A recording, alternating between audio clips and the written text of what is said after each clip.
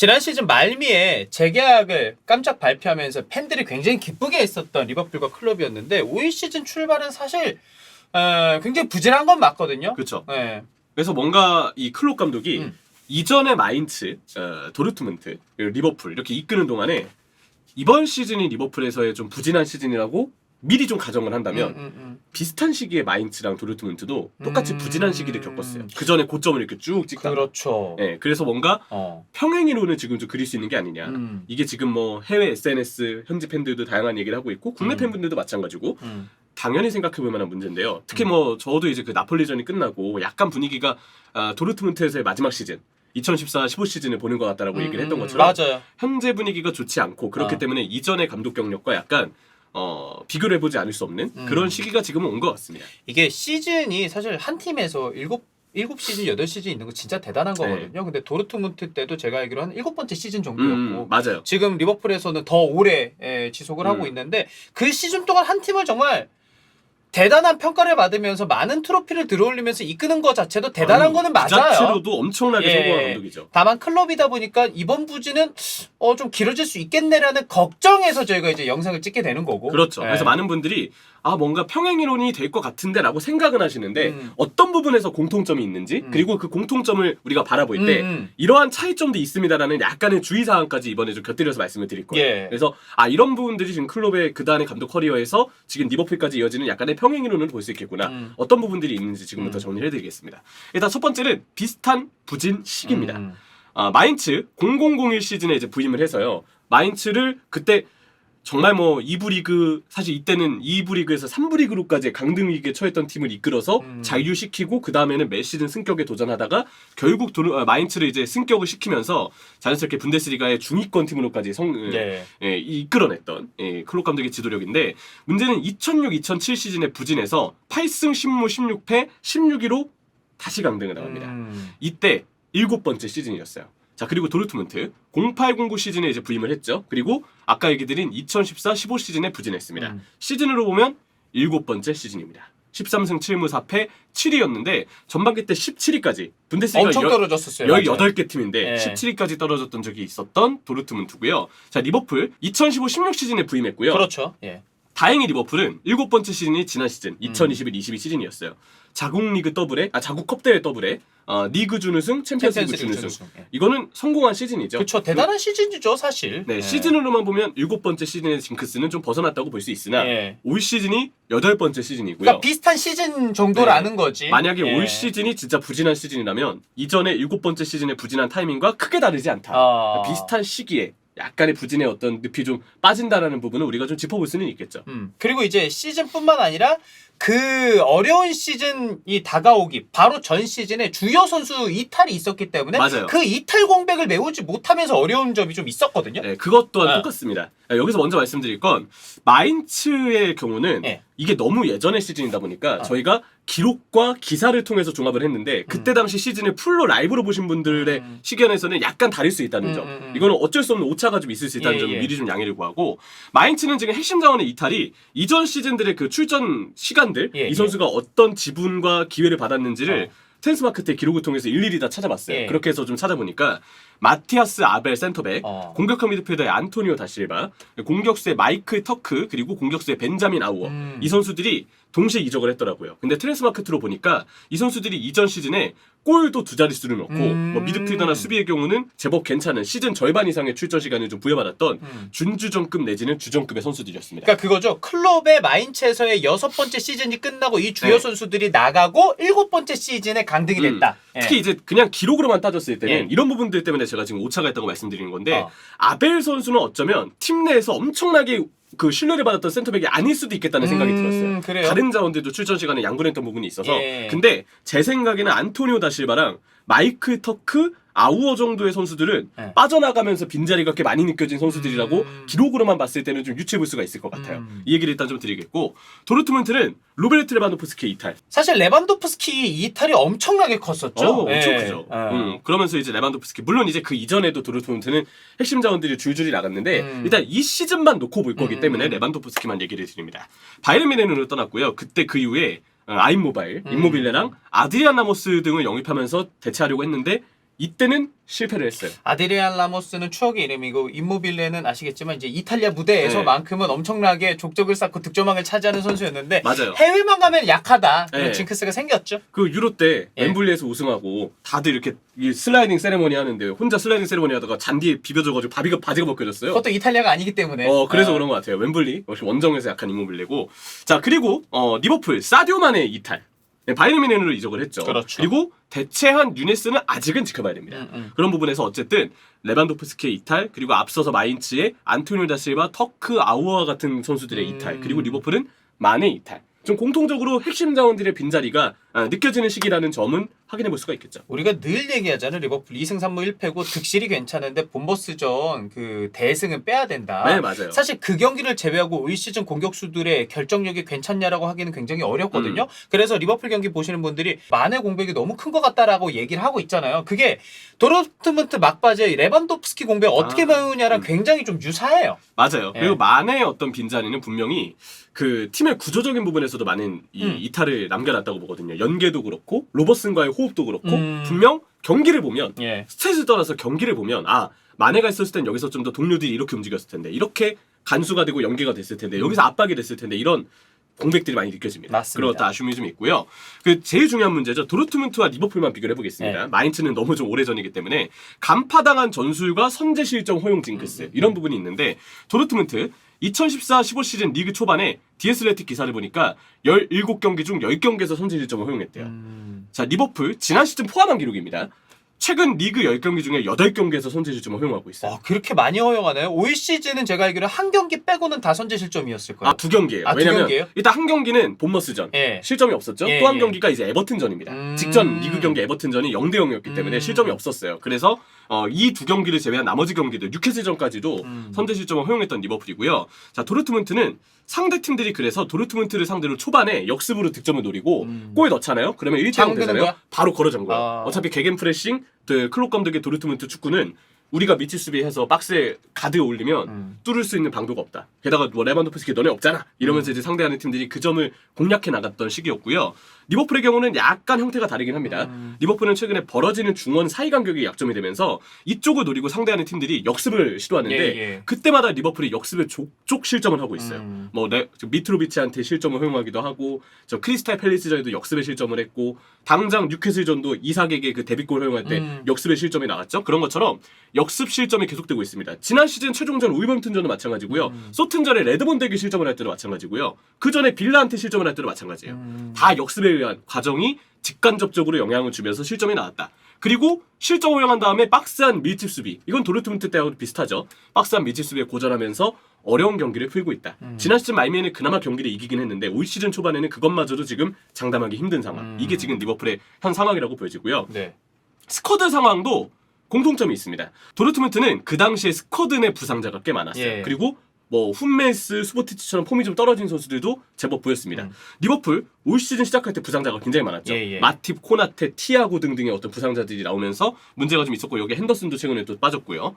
폼 저하도 있습니다. 뭐 폼 저하는 역시 뭐 당장 생각나는 선수들은 로버슨과 아놀드의 킥 기복 그리고 핸더슨의 폼 저하, 뭐 밀너 같은 선수들 원래도 기량이 많이 저하되고 있었지만 폼 저하, 그리고 뭐 아무래도 살라의 일대 능력이 지금 지난 시즌 전반기 때 한창 좋았을 때보다는 약간 떨어져 보이기 때문에 그리고 뭐 조고메스의 폼 저하까지 이런 부분들도 전체적으로 스쿼드의 어떤 그냥 큰 틀에서 봤을 때 부상자가 많고 폼이 떨어진 선수들이 꽤 보인다. 이런 부분들은 그때 도르트문트와 지금의 리버풀의 공통점으로 볼 수가 있겠죠. 이게 충분히 평행 이론이라고 할 만하다고 생각이 들고 한편으로는 7, 8시즌 동안 치르면서 도르트문트와 리버풀을 정말 많은 트로피 들어올리며 좋은 성적을 냈잖아요. 그리고 리버풀 와서도 프리미어리그 초창기에는 여전히 헤비메탈 축구하면서 굉장히 강한 압박을 하다가 어느 순간 이게 맨날 경기 후반 그리고 시즌 막판에 힘이 빠지네? 그러면서 뭔가의 변화를 통해서 유연하게 전술적으로 대처하면서 다시 한번 리버풀이 올라갔고 클럽도 올라갔잖아요. 그러다가 또 정체 상태가 만들어진 건데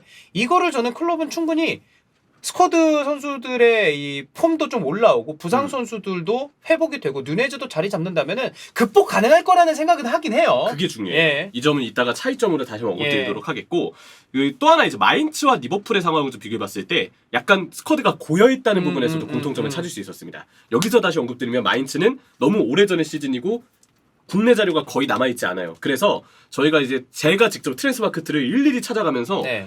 왜 이 정도 라인업으로 좀 유추가 되는 부분에서 주요 선수들을 꼽아왔는데 실제로는 약간 오차가 한두 명은 있을 수 있다는 점을 다시 양해를 구하고 마인츠 2부에서 승격한 시즌이 03-04 시즌. 이때가 2부 리그에서 이제 올라올 시즌이고 그래서 분데스리가에서의 구단 역사상 첫 시즌이 04-05 시즌이라는 점을 먼저 좀 말씀을 드릴게요. 이때 골키퍼는 디모 와츠 골키퍼가 있었는데 95년부터 마인츠에 소속됐던 선수고요. 그리고 센터백 노베스키랑 프리드리히의 조합인데 노베스키는 2004년에 마인츠가 분데스리가로 올라오면서 영입이 됐고 프리드리히는 이전에 2부 리그 했을 때 2000년부터 2002년까지 뛰었다가 잠깐 다른 데를 갔다가 2004년도에 승격과 동시에 다시 왔어요. 그래서 뭐 이거는 영입이라기보다는 최근의 영입이라기보다는 기존의 선수가 그대로 좀 이어진 케이스라고 보면 되겠고 여기에 오른쪽 풀백은 데미르타스 선수인데 2005년도부터 마인츠에서 뛰었어요. 이 마인츠 2군에 꽤 오래 있었더라고요. 그래서 이거는 내부 승격이라고 봐야 되기 때문에 영입이라고 보기 힘들고 기존의 마인츠 자원이라고 봐야죠. 그리고 왼쪽 풀백의 마르코 로즈는 마인츠가 2부 리그에 있었던 2002년부터 마인츠에 소속됐던 선수입니다. 중앙 미드필더의 페코비치는 2005년 그리고 페이너 선수가 2006년에 영입이 돼서 그나마 06-07 시즌 당시에 새롭게 영입이 됐던 선수였어요. 이 선수는 그래서 영입생 그리고 꽤 주전으로 그 당시에 쓰였던 선수이기 때문에 고여있는 스쿼드에 활력을 준 선수는 일단 페이너 선수라는 걸 확인해 볼 수가 있죠. 그리고 공미랑 밍포워드는 거버 선수 2003년부터 뛰었고요. 아자우아 선수는 2002년부터 뛰었습니다. 그 전 시즌에 샬케에 잠깐 이적을 했다가 다시 제임데일에 와서 합류한 시기는 다시 온 거긴 하지만 사실상 마인츠에는 2002년부터 쭉 있었던 자원이라고 봐도 거의 무방한 정도의 시간차예요. 자, 이 스트라이커는 모하메드 지단 선수가 2005년부터 뛰었고요. 사빅스 선수가 영입이 돼서 2006년에 이제 영입이 돼서 새롭게 뛰었는데 근데 이 사빅스 선수의 자리는 이 앞서 말씀드린 다른 선수들 중에서 가장 지금 출전 시간이 적거든요. 여기 그 수원 삼성 출신, 전북현대 출신의 에두도 이때 여기 뛰었었고 그렇구나. 번갈아 가면서 이 시기구나. 네, 번갈아 가면서 나왔던 자리여서 이 자리는 사실상 정해진 주전 없이 좀 돌아가면서 나왔다. 이렇게 좀 보시면 될 것 같습니다. 그래서 보면은 전체적으로 06-07 시즌 기준으로 봤을 때 새로운 얼굴들이 지금 그렇게 많이 차지하고 있다고 보기 힘들어요. 그러니까 최소한 두세 시즌 정도는 있었던 선수들이네요. 승격을 하고 2부 리그에서 승격을 하고 1부 리그에 꽤 잔류를 하면서 돌풍을 일으키고 1부 리그 잔류를 한 두세 시즌 했던 상황인데도 불구하고 막상 2부 리그에 있을 때 그리고 승격을 했던 첫 시즌 당시와 큰 차이가 없는 거죠. 이런 부분을 좀 알 수가 있습니다. 반대로 리버풀, 지금 골키퍼 알리송 2018년, 반다이크 2018년, 마팁 2016년, 아놀드 내부 승격이죠 이거는. 그렇죠, 2016년. 로버슨 2017년에 영입됐고요. 핸더슨 2012년에 영입, 티아고 알칸타라 2020년에 영입, 디아스 올해 겨울에 영입이 됐죠. 최근 영입이죠 그래도. 그리고 센터 포워드 피르미노를 여기서 빼겠습니다. 누네스로 봤을 때 그래도 올해 여름에 영입이 됐습니다. 여기도 보면은 최근에 영입된 얼굴들이 그래서 누네스, 루이스 디아스 정도를 제외하면 최근이라고 하기는 좀 어렵죠. 이전에서의 그 챔피언스리그 준우승, 우승, 프리미어리그 우승을 했을 때의 멤버와 큰 차이가 없다. 앞서 마인츠의 경우도 물론 2005년이나 2006년에 영입된 자원들은 보이나 이 마인츠도 이때 보면은 나간 선수들이 굉장히 많았던 시기예요. 아까 보았던 그 터크, 다실바, 아우어 이런 선수들 나간 게 06-07 시즌 2006년 여름이거든요. 그렇기 때문에 빠져나간 선수들은 많은데 정작 남아있는 자원들을 봤을 때 분데스리가 2부에 있던 시절이나 혹은 승격을 한 직후에 있을 때의 스쿼드와 큰 차이가 없었다. 그래서 그때 마인츠와 지금의 리버풀의 어떤 공통점은 고여있는 스쿼드가 분명 조금 경기력자로 이어지고 있는 시기로 이어지고 있다. 그런 정도로 우리가 공통점으로는 짚어볼 수가 있겠습니다. 제가 뭐 중간에 잠깐 얘기했지만 그래도 클럽의 리버풀은 이번에는 극복할 가능성이 높다라고 보는 예전의 마인츠와 예전의 도르트문트와의 차이점이 좀 있죠. 맞아요. 마인츠, 도르트문트 이걸 봤을 때 아까도 그 마인츠 리버풀 얘기할 때 스쿼드가 좀 고여있다고 얘기 드렸잖아요. 그리고 마인츠는 너무 예전의 시즌이고 국내 자료가 얼마 없어서 좀 오차가 있을 수 있다. 이런 얘기는 드렸는데 근데 마인츠 리버풀을 우리가 공통점으로 보면서 마인츠에서도 클럽이 영입에 소극적이어서 이렇게 됐구나 라고 해석할 수는 없습니다. 다르구나 그거는. 네, 그거는 알 수 없어요. 아직까지 이거 제가 봤을 때 이걸 알려면은 저도 좀 더 긴 시간이 필요할 것 같아요. 일주일 정도는 봐야 될 것 같은데 그냥 우리의 현실적인 시간으로 봤을 때 그거를 지금 봤을 때는 판별이 어렵습니다. 아예 좀 불가능한 영역인 것 같고 그래서 마인츠 리버풀의 차이점은 또 하나 마인츠는 정작 06년도 여름에 영입이 많기는 했었어요. 마인츠 보면은 방출 선수가 아까 마티아스 아벨 센터백, 안토니오 다 실바, 마이클 터크, 벤자민 아워 이 선수들이 2006년 여름에 다 이적을 했거든요. 전부 거의 핵심 자원으로 볼 수 있고 근데 임대 이후에 완전 영입을 제외한 그냥 여름에 영입한 선수들 보면 암리 선수, 에두가 이제 수원 전북 출신, 샤빅스, 니쿨라에 여기 차두리, 펠너, 디아키테, 구네쉬 이 선수들을 영입하긴 했습니다. 근데 여기서 보면 니쿨라의 차두리, 페이너, 디아키테, 구네시는 다 FA 영입이고 이 중에서 그나마 주전급 스쿼드에서 자리를 차지한 선수가 그 기록으로 봤을 때는 페이너 선수가 좀 유일했다고 봐요. 그리고 뭐 사빅스 선수, 에두 선수는 출전 시간을 좀 양분했던 상황이기 때문에 거의 둘이 합쳐서 한 명 정도 역할을 했다. 예. 그러니까 영입 자체를 많이 하긴 했다는 점은 어쨌든 알 수는 있습니다. 머릿수 봤을 때 이거는 지금 리버풀의 영입 수하고는 좀 다르죠. 확실히 다르죠. 네, 그래서 이거는 너무 오래전 시즌이라 이 영입을 정확하게 구단이 진행한 영입인지 클럽이 진행한 영입인지는 명확한 판단이 어렵고요. 그래서 아까 그 고여있는 스쿼드 짚어드릴 때 야 이거 봐라 클럽이 영입에 소극적이니까 마인츠도 저렇게 되고 리버풀도 저렇게 되네 라고 얘기할 수는 없어요. 그냥 마인츠에서도 클럽이 영입에 소극적이었는지는 모르니까 지금으로서는 판별이 어렵습니다. 그냥 그래서 우리가 앞서의 그 기록을 통해서 봐야 되는 점은 스쿼드가 그냥 좀 오랫동안 이어지니까 비슷한 시기에 리버풀도 마인츠도 좀 꺾이는 시기가 오는구나. 그런 정도로만 좀 해석을 하시면 될 것 같아요. 자, 그리고 또 하나. 마인츠 리버풀의 차이점은 마인츠는 재정 상황이 꽤 영향을 줬을 가능성이 크죠. 네, 마인츠의 경우는 물론 이것도 너무 오래전이기 때문에 정확한 판별은 어렵지만 마인츠는 아무래도 재정적인 부분이 리버풀보다는 더 열악하고 그때 당시 영입에 쓴 돈을 보더라도 대부분이 FA 선수고 그런 부분들의 차이점은 리버풀하고는 꽤 크다고 볼 수가 있고요. 리버풀도 투자를 안 하는 FSG로 인한 문제점은 있죠. 자생구단을 계속 이렇게 들이밀고 있는데 근데 지금 상황은 재정 문제가 리버풀 영입에 있어서 1차 문제가 아니죠. 클럽의 오히려 소극적인 영입에 대한 태도가 지금은 1차적인 문제로 좀 지적이 돼야 될 시기니까. 스몰 스쿼드를 좀 강조하고 이렇게 가고 싶다라는 걸 좀 네. 밝히기도 했으니까. 기존 자원을 너무 신뢰했고. 네, 맞아요. 근데 이거는 단순히 마인츠에서의 그 고여있는 스쿼드로 유추해볼 수는 없다. 네, 그걸로는 판별이 어렵다는 점을 다시 강조드리고요. 그 밖에 마인츠와 리버풀의 현실적인 순위권, 팀 위상 등 차이가 여러 가지로 존재하기 때문에 마인츠 리버풀 비교는 아까 얘기했던 비슷한 시기에 고여있는 스쿼드가 꺾이고 있다는 공통점은 있으나 그 이외의 요인들까지 유추하기는 힘든 것 같다. 그 얘기를 좀 드리고요. 도르트문트와 리버풀의 차이점은 그겁니다. 도르트문트는 매 시즌 누리사힌, 마리오 괴체, 레반도프스키 등 연속으로 핵심 선수들이 시즌마다 이탈을 했어요. 그래도 사인이랑 괴체는 뭐 이제 카가와 신지라던가 마르코 루이스라던가 여러 다른 뭐 균도안이라던가 네. 다른 선수 영입하면서 저는 메웠다라고 생각을 하거든요. 근데 레반도프스키 공백은 아무도 못 메웠어요, 결국. 그렇게 됐죠. 네. 근데 이거 시즌마다 나갔잖아요. 네, 맞아요. 그러니까 그때마다 팀을 재결성했는데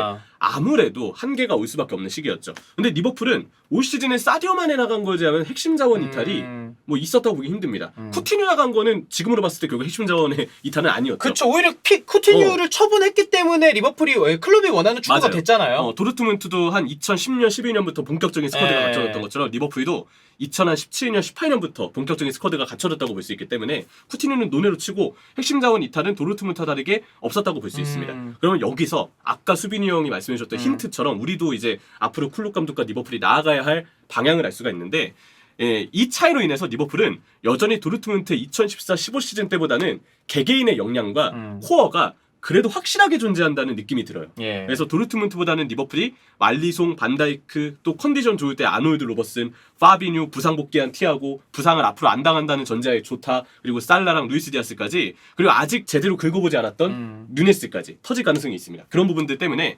리버풀의 경우는 분명 선수들 개인의 역량, 그리고 기존 선수들이 예전보다 분명 영향력은 줄어들었을지언정 개인의 능력만큼은 분명 더 출중하고 어쨌든 코어의 존재가 확실하기 때문에 클롭 감독이 이 기존 전술의 약점을 보완하는 형태로 하나의 플랜에 전술의 변화를 준다든지 아니면 선수들의 개인 능력만 지금보다 조금 더 살아난다면 뭐 엘리엇이 들어오면서 발생되는 조합 등의 문제점들을 클롭이 전술 변화를 통해서 확실하게 메워만 준다면 이전 도르트문트 때와는 다르게 리버풀은 출혈이 크지 않기 때문에 다시 반등할 가능성이 저는 그래도 있는 상황이라고 봅니다. 90년대 초반생 선수들이 주전 선수들 중에 많아요, 리버풀이. 맞아요. 근데 최근에 축구 선수들 보면 전성기가 길어졌고 살라가 92년생이잖아요. 맞아요. 지금 아직도 전성기라고 해도 이상하지 않은 나이예요. 그래서 저도 이제 형철이가 마지막에 분석한 것처럼 마인츠에서의 7번째 시즌, 도르트문트에서의 7번째 시즌과 리버풀에서의 8번째 시즌은 분명 좀 다를 거라고 생각을 해요. 맞습니다. 그래서 평행이론은 진짜 우리가 뭔가 평행이론이라는 어떤 주제를 잡고 사실 껴맞추는 것도 있는 거야. 없지 봤을 않아서. 때 이런 부분이 내용상의 근거가 되겠구나라는 부분을 알 수 있는데 근데 그거를 모두 다 클럽이 이렇기 때문에 지금 부진합니다라고 정리하기에는 앞서 언급드린 차이점들도 변수로 전제하기 때문에 이제 뭐 보통 뭐 우리가 논문이나 이런 거 분석할 때 항상 그런 변수들에 대해서 얘기를 하는데 이 마지막 내용들이 이번 우리가 도출한 어떤 결론의 변수들이다라고만 좀 이해해 주시면 될 것 같습니다. 그리고 저는 이제 형철이랑 저랑 굉장히 오랜만에 영상 방구스 토크 좀 길어졌는데 저는 그 생각을 해요. 형철이 머릿속에 이렇게 일부러 찍으면서 이거 영레발 됐으면 좋겠다.